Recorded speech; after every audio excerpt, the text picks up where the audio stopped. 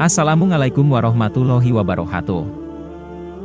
Syekh Abdul Qadir Jailani rahimahullah adalah seorang tokoh penting dalam sejarah Islam yang menggabungkan syariat dan sufisme. Beliau bernama asli Abu Muhammad Muhyiddin Abdul Qadir Al-Jailani bin Abi Shalih Musa bin Junki Dausid bin Abdullah Al-Jili. Syekh Abdul Qadir Jailani dikenal dengan beberapa julukan, seperti Syekh Bo'alam Al-Jailani di wilayah Maghrib atau Barat, dan Abdul Qadir Al-Jailani di wilayah Masyriq atau Timur. Beliau adalah seorang imam sufi dan ahli fikih Hambali Syafi'i, yang juga dikenal dengan gelar Sultan Aulia, pemimpin para wali. Para pengikutnya memberinya gelar seperti Bazalloh Al-Asyab, Muhyiddin, Kutub Baghdad, dan Tajul Arifin. Syekh Abdul Qadir Jailani dianggap sebagai pendiri Thariqah Qadiriyah, yang menjadi salah satu thariqah sufi terbesar dan paling terkenal di dunia Islam. Syekh Abdul Qadir Jailani rahimahullah lahir pada tanggal 1 Ramadan, tahun 470 Hijriah atau 1077 Masehi, di kota Naif, Gilan, yang terletak di selatan Laut Kaspia dan sekarang menjadi Provinsi Mazandaran di Iran. Beliau adalah keturunan Sayyidina Husain, cucu Rasulullah, dari pihak ibu, sedang dari pihak ayah masih keturunan Sayyidina Hasan, juga cucu Rasulullah. Abdul Qadir dibesarkan dalam keluarga yang terkenal soleh, dengan ayahnya yang bernama Abu Saleh Musa, terkenal akan kehidupannya yang zuhud dan dihormati karena ketaatannya kepada Allah. Ayahnya memegang teguh pedoman jihad terhadap diri sendiri dan penyucian diri melalui amal soleh. Namun sang ayah wafat ketika Syekh Abdul Qadir Jailani masih kecil. Sedang kakeknya dari jalur ibu bernama Abdullah Saumi, juga seorang sufi yang terkenal. Abdul Qadir Jailani rahimahullah sejak kecil telah menerima pendidikan syariat dan ilmu hikmah dari keluarganya. Pada tahun 488 Hijriah atau 1095 Masehi, di usia 18 tahun, beliau terdorong untuk memperdalam ilmu pengetahuannya sehingga beliau bepergian ke kota Baghdad, kota pusat peradaban dan pengetahuan Islam yang saat itu di bawah kekuasaan Khalifah Abbasiyah Al-Mustasir Billah. Dikisahkan, dalam perjalanan tersebut, sang ibu membekali Abdul Qadir muda dengan 40 dinar, yang diwarisi dari ayahnya. Uang tersebut dijahit oleh sang ibu di dalam jubahnya agar aman. Sang ibu juga memberikan pesan agar ia tetap menjaga kejujurannya, jangan sekali-kali berbohong pada siapapun, kapanpun dan dimanapun. Maka, berangkatlah Abdul Qadir muda untuk memulai perjalanan memperdalam ilmu agama. Namun ketika perjalanannya hampir sampai di daerah Hamadan, tiba-tiba kafilah yang ditumpanginya dihadang oleh segerombolan perampok hingga kocar-kacir. Salah seorang perampok menghampiri Abdul Qadir muda, dan bertanya, "Apa yang engkau punya?" Tanpa ragu-ragu, Abdul Qadir dengan tegas dan jujur menjawab bahwa ia membawa 40 keping uang emas warisan ayahnya. Namun, perampok tersebut tidak percaya bahwa seorang anak seperti Abdul Qadir muda bisa memiliki begitu banyak uang, sehingga mereka meninggalkan Abdul Qadir muda begitu saja. Di tempat lain, Abdul Qadir muda kembali dihadang oleh kawanan perampok yang berbeda. Situasinya sama, Abdul Qadir yang selalu diingatkan oleh ibunya untuk tidak berbohong, dengan tegas dan jujur menjawab bahwa ia membawa 40 keping uang emas warisan ayahnya. Ketika digeledah, mereka tidak menemukan uang tersebut dan bertanya, "Di mana kamu menyimpan 40 keping uang emasnya?" Abdul Qadir muda menjawab, "Uang tersebut aku simpan di jahitan jubahku ini." Ketua perampok menyuruh salah satu dari mereka untuk memeriksa kepingan emas di jubah beliau, dan benar menemukannya di dalam jahitan jubah. Terheran dengan kejujuran Syekh Abdul Qadir muda, ketua perampok bertanya kepadanya, "Kenapa kau tidak berbohong saja ketika ada kesempatan untuk itu? Seandainya kamu berbohong, aku tidak akan menemukannya, dan aku tidak akan merugikanmu." Syekh Abdul Qadir muda menjawab, "Aku telah berjanji kepada ibuku untuk berkata jujur dalam kondisi apapun." Perampok bertanya lagi, "Tetapi di mana ibumu?" "Aku tidak melihatnya, sehingga aku yakin dia tidak akan mengetahui, meski kamu berbohong." Syekh Abdul Qadir muda pun menjawab, "Betul ibuku tidak melihatku sekarang, tetapi janjiku untuk selalu jujur dan benar itu telah disaksikan oleh Allah Zat penguasa alam dan ia senantiasa mengawasi hambanya." Mendengar jawaban itu, kawanan perampok tergugah hatinya, menyadari apa saja yang mereka lakukan selalu diketahui oleh Allah, dan kemudian mereka pun bertobat. Mereka berpisah dan Abdul Qadir Muda melanjutkan perjalanan ke Baghdad untuk belajar kepada para ulama dan ahlul hikmah. Pada awalnya, Abdul Qadir Muda ingin belajar di Madrasah Nizamiyah, yaitu madrasah paling terkemuka di wilayah Kekhalifahan Abbasiyah, yang didirikan oleh Perdana Menteri Kesultanan Seljuk yang bernama Nizam Al-Mulk. Madrasah Nizamiyah merupakan madrasah termasyhur di dunia pada waktu itu, karena pertama kali muncul dalam sejarah pendidikan Islam, yang berbentuk lembaga pendidikan dasar sampai perguruan tinggi, di mana pengelolaannya dilakukan oleh pemerintah, dan dipimpin langsung oleh Imam Ghazali. Namun ketika Abdul Qadir Muda tiba di Nizamiyah, Imam Ghazali sedang uslah atau mengembara, dan tidak diketahui kapan akan kembali, sehingga beliau mengurungkan niat bersekolah di Nizamiyah, dan memilih untuk belajar langsung dengan menghadiri majelis-majelis ulama ahli hadis, ahli fikih, dan ahli tarekat. Di sela belajarnya, Syekh Abdul Qadir Muda sering mendatangi para ulama sufi terkemuka untuk meminta doa dan berkah. Dikisahkan oleh Ibnu Hajar Al-Haytami dalam kitabnya Al-Fatawa Al-Hadisiyah, Abu Said Abdullah bin Abu Asran berkata, "Ketika saya mulai mencari pengetahuan agama, saya menemani teman saya yang bernama Ibnu Saka, yang merupakan seorang murid di Madrasah Nizamiyah, dan biasanya kami mengunjungi orang-orang soleh.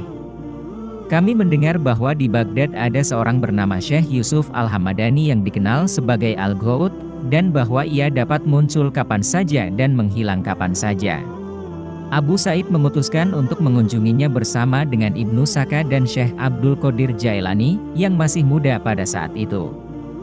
Ibnu Saka berkata, "Ketika kita bertemu Syekh Yusuf Al-Hamadani, saya akan menanyakan pertanyaan yang jawabannya tidak akan diketahuinya."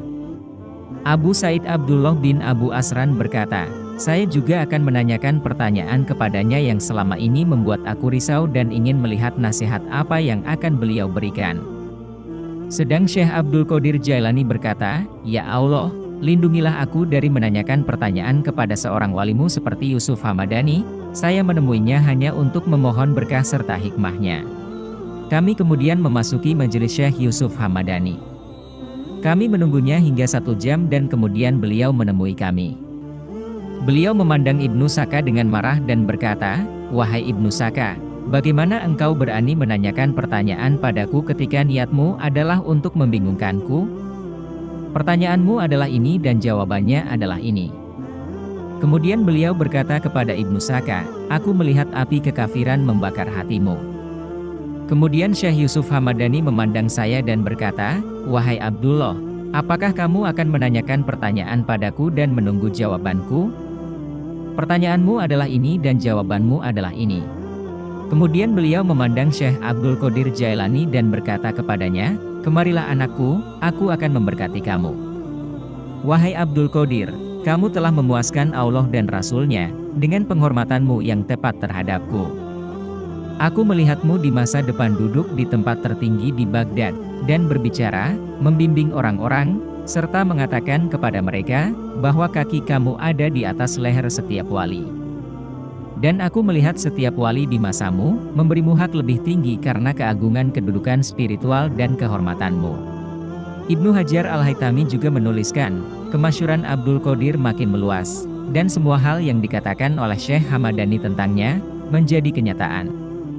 Pada suatu saat dia berkata, "Kaki saya di atas leher semua wali, atau orang suci." Dia menjadi rujukan dan lampu penerang yang memberi petunjuk kepada setiap orang pada masanya, untuk mencapai tujuan mereka. Berbeda dengan Ibnu Saka, dia sangat cerdas dalam pengetahuannya tentang hukum Islam. Dia mendahului semua ulama pada masanya. Dia juga suka berdebat dengan para ulama pada masanya dan mengalahkan mereka, sampai Khalifah memanggilnya menjadi anggota di pengadilan. Namun akhirnya Ibnu Saka jatuh cinta dan menikah dengan putri Raja Bizantium, yang beragama Nasrani, dan menggadaikan agamanya. Sedang Abu Said Abdullah bin Abu Asran berkata, "Saya pergi ke Damaskus dan raja di sana, Nuruddin As-Sahid, menawarkan ke saya untuk menjadi kepala Departemen Urusan Agama, dan saya menerimanya. Akibatnya, Kehidupan duniawi datang kepada saya dari semua arah, rizki, penghidupan, ketenaran, uang, dan jabatan tinggi untuk sisa hidup saya. Itulah yang diprediksi oleh Al-Ghaud Yusuf Al-Hamadani untuk saya. Dalam riwayat lain, Syekh Abdul Qadir menceritakan bahwa sekelompok orang di Baghdad yang ahli dalam ilmu fikih mengajaknya ke Bakubah yang saat itu sedang panen untuk meminta makanan. Beliau berkata, "Saya pergi bersama kelompok orang tersebut, dan ketika kami sampai di Bakubah, saya bertemu dengan seorang yang soleh yang dikenal dengan nama Sarif Al-Baqaudi. Dia memberi nasihat kepada saya, orang yang mencari kebenaran dan orang yang soleh tidak perlu meminta bantuan kepada orang lain. Saya dilarang untuk meminta sesuatu dari orang lain." Setelah mendapat nasihat tersebut, saya tidak pernah meminta bantuan apapun dari siapapun dalam perjalanan itu. Syekh Abdul Qadir Jailani belajar ilmu fikih kepada Abu Wafa Ali ibnu Ukail, Abu Hasan ibnu Farah, dan Ali Abu Khotob Al-Kalwasani. Dalam bidang adab beliau belajar kepada Syekh Abu Zakaria Yahya bin Ali At-Tibrizi, Arifin Abu Wafa, dan Yusuf ibnu Ayub Az-Zahid. Syekh Abdul Qadir Jailani belajar ilmu thorikoh kepada seorang guru yang mursyid yaitu Syekh Abil Khairi Hamad bin Muslim Ad-Dabbas. Kemudian Syekh Abdul Qadir Jailani mengunjungi suatu daerah bernama Babul Azaj, untuk meneruskan mendalami thorikohnya kepada Syekh Abu Said Mubarak Al-Mukarimi, atau juga dikenal dengan Abu Said Mubarak Al-Mahzumi hingga mendapat izin menjadi Syekh Mursyid, yang ada biahnya meniru sang guru yang sudah sempurna dan tidak henti-hentinya terpelihara dalam inayah Allah. Pada sekitar tahun 490-an Hijriah, beliau berpamitan untuk beruslah, atau menarik diri dari keramaian untuk mendekatkan diri kepada Allah. Sang guru, yaitu Syekh Abu Said Al-Mahzumi, memakaikan jubah kesufian atau khirqoh pada Syekh Abdul Qadir Jailani, dan beliau berkata, jubah ini diterima Ali bin Abi Thalib dari Rasulullah. Ali bin Abi Thalib kemudian mewariskannya kepada Hasan Al-Basri, dan setelah itu diwariskan hingga kepada saya. Khirqoh ini telah diwariskan dari generasi ke generasi, dan merupakan mandat dari sang guru kepada muridnya untuk meneruskan dakwah keilmuannya. Syekh Abdul Qadir Jailani mengembara selama 25 tahun, menyeberangi gurun pasir di Irak, melewati rumput berduri, dan tanah yang sulit dilalui. Beliau melakukan pengembaraan ini karena prihatin dengan bobroknya moral dan iman sebagian umat pada masa itu, dan juga untuk mengasah kedalaman spiritualitasnya. Pada masa itu, dunia Islam sedang mendapat ujian yang sangat berat. Pasukan salib menyerang kota-kota di Suriah, dan berhasil merebut Antioch dan Yerusalem, serta membantai penduduknya. Sultan Turki, Barkiaro, menyerang Baghdad dengan pasukan besar dengan tujuan memaksa Khalifah untuk mencopot menterinya, Ibnu Jahir. Khalifah pun meminta bantuan Sultan Seljuk, Muhammad bin Malik Shah untuk menghadapi pasukan Turki. Khalifah hanya menjadi simbol daulah Islam, sedang kekuasaan sebenarnya berada pada sultan masing-masing wilayah. Para pejabat banyak yang tidak jujur dan cenderung menindas rakyat, mengeruk kekayaan untuk dirinya dan golongannya. Saat itu juga banyak konflik antara kekhalifahan Abbasiyah di Baghdad yang beraliran Sunni, dengan kekhalifahan Fatimiyah di Mesir yang beraliran Syiah. Karena semua hal itu, kekacauan dan pertumpahan darah ada di mana-mana. Semua perebutan kekuasaan dan pengaruh tersebut bermuara pada satu hal, yaitu kotornya hati, yang menyebabkan ketamakan terhadap dunia, dan merasa paling berhak mengatur orang lain. Dalam perjalanan spiritualnya, Syekh Abdul Qadir Jailani menghindari pertemuan dengan manusia lain, dan hanya mengenakan pakaian sederhana, yaitu jubah dari bulu, tutup kepala dari sobekan kain, berjalan tanpa sandal, melalui tempat-tempat berduri di tanah-tanah terjal, yang demikian itu karena beliau tidak menemukan sandal. Makanannya buah-buahan yang masih di pohon, sayur yang sudah dibuang, daun-daun rerumputan yang berada di tepi-tepi sungai, serta minum hanya secukupnya. Ia tidur sangat singkat, hampir selalu terjaga, dan kesederhanaannya dipertahankan sampai usia senja. Untuk membersihkan jiwanya, ia menghindari segala hal yang meragukan, dan mengurangi makan dan minum. Dalam kisah lain disebutkan, bahwa Syekh Abdul Qadir Jailani pernah beberapa hari tanpa makan apapun. Namun tiba-tiba, ada seseorang yang memberinya sekantong uang dirham. Dengan uang tersebut, sang syekh membeli tepung, jenang dari kurma, dan samin untuk dimakan. Namun, ketika sedang menikmati makanannya, tiba-tiba ada selembar kertas yang jatuh di depannya. Tertulis dalam kertas itu, syahwat itu dijadikan untuk hamba-hambaku yang lemah, sebagai perantara untuk melaksanakan taat kepada Allah. Namun sesungguhnya hamba-hambaku yang kuat, tentu tidak mempunyai kesenangan syahwat apapun. Setelah membaca tulisan tersebut, sang syekh meninggalkan makanannya, dan melakukan sholat 2 rakaat menghadap kiblat. Kemudian ia meninggalkan tempat tersebut, karena menyadari bahwa dirinya selalu dalam pengawasan Allah. Dikisahkan, pada suatu malam, Syekh Abdul Qadir Jailani sedang dalam keadaan bermunajat kepada Allah. Tiba-tiba muncul cahaya terang di hadapan beliau, dan kemudian terdengar suara yang mengatakan, "Wahai Abdul Qadir, telah kuterima ketaatanmu dan segala pengabdian dan penghambaanmu, maka mulai hari ini kuhalalkan bagimu segala yang haram, dan kubebaskan kau dari segala ibadah." Namun, Syekh Abdul Qadir malah melempar batu ke arah cahaya tersebut, dan menghardik, "Pergilah kau setan laknatullah." Cahaya itu menghilang dan terdengar suara bertanya, "Dari mana kau mengetahui kalau aku adalah setan?"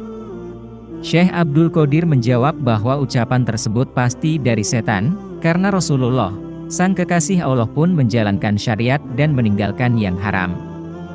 Syaitan kemudian mengatakan bahwa keluasan ilmu Syekh telah menyelamatkannya, tetapi Syekh Abdul Qadir berkata bahwa ia selamat karena rahmat dari Allah, bukan karena keluasan ilmunya. Syekh Abdul Qadir Jailani pada akhirnya mengakhiri pengasingannya dan kembali ke Babul Azaj untuk membantu mengajar di Madrasah Syekh Mubarak Al-Mahzumi. Pada tahun 513 Hijriah, Syekh Abu Said Mubarak Al-Mahzumi wafat, dan berselang 8 tahun, yaitu tahun 521 Hijriah, madrasah tersebut diserahkan kepada Syekh Abdul Qadir Jailani, yang saat itu berusia 51 tahun. Beberapa tahun kemudian, banyak para pelajar berbondong-bondong untuk belajar di madrasahnya, hingga sekolah itu tidak cukup untuk menampung mereka semua. Oleh karena itu, rumah dan bangunan di sekitar madrasah ditambahkan, untuk menampung para pelajar yang jumlahnya meningkat 2 kali lipat. Akhirnya, bangunan itu selesai pada tahun 528 Hijriah, atau sekitar 1133 Masehi, dan terkenal sebagai Madrasah Syekh Abdul Qadir Jailani, atau Madrasah Qadiriyah. Di antara murid yang bersekolah di madrasah itu adalah Syekh Qudamah, penyusun kitab fikih, Al-Mughni, yang terkenal, dan Al-Hafidz Abdul Ghani yang menyusun kitab Umdatul Ahkam fi Kalami Khairil Anam. Selama mengajar di Madrasah Qadiriyah, Syekh Abdul Qadir Jailani senantiasa menjaga kesuciannya dari hadas kecil maupun besar. Dikisahkan oleh Syekh Abu Abdillah Muhammad bin Abdul Fattah Al-Harawi, yang melayani Syekh Abdul Qadir selama 40 tahun di madrasah, beliau menyaksikan bahwa sang waliullah selalu sholat subuh dengan wudu sholat isya. Syekh Abdul Qadir adalah seorang ulama yang memiliki pengetahuan luas, dan wawasan yang mendalam, di 13 bidang bahasa dan ilmu syariah yang berbeda. Di sekolahnya, murid-muridnya mempelajari tafsir, hadits, mazhab, pemikiran, perbedaan pendapat ulama, prinsip Islam, dan bahasa. Beliau mengajarkan berbagai bacaan Al-Quran yang berbeda, dan memberikan fatwa menurut mazhab Syafi'i dan Ahmad bin Hanbal. Imam Nawawi pernah berkata tentang Syekh Abdul Qadir Jailani, dia adalah seorang guru besar dari kalangan Syafi'i dan Hambali di Baghdad. Abu Abdullah Muhammad Al-Matsnawi Al-Dihlawi dalam kitabnya berkata, ini menunjukkan bahwa beliau tidak terikat pada mazhab apapun, bahkan dalam masalah fikih dia memilih dari 2 mazhab, menurut kekayaan ilmunya dan ketajaman matanya, yang paling cocok untuk agama dan paling cocok untuk keyakinannya. Di samping mengajar di madrasah, Syekh Abdul Qadir Jailani juga menulis banyak kitab. Di antaranya Tafsir Al-Jailani yang merupakan tafsir Quran. Kitab Fathur Rabbani wal Faid Rohmani, yang membahas tentang keimanan, keikhlasan dan sebagainya. Kitab Gunyah li Tholibit Thoriqil Haq, yang berisi panduan bersuluk dengan keseimbangan antara 3 pilar kehidupan beragama, di antaranya iman, sebagai akidah, Islam, yaitu syariat, dan ihsan, yaitu akhlak dan tasawuf. Kitab Futuhul Ghaib, yang berisi nasihat, pemikiran, dan pendapat tentang banyak permasalahan, seperti keadaan dunia, keadaan jiwa dan syahwatnya, dan ketundukan kepada perintah Allah. Kitab Sirul Asror, yang berisi tuntunan bagi para salik, yaitu orang yang menjalani kesufian, menapaki jalan-jalan yang sunyi menuju rahasia dan yang dibalik rahasia, serta kitab-kitab lainnya yang berjumlah sekitar 17 kitab. Beliau meninggal pada Sabtu malam setelah Maghrib, tanggal 11 Robiul Akhir, tahun 561 Hijriah, atau 1166 Masehi, pada usia 90 tahun. Anak, cucu, dan para sahabat yang memulasarah jenazahnya dan kemudian mengebumikannya di halaman madrasah. Dengan warisan keilmuan dan spiritualnya, Syekh Abdul Qadir Jailani dipuji dan dihormati oleh banyak orang hingga saat ini.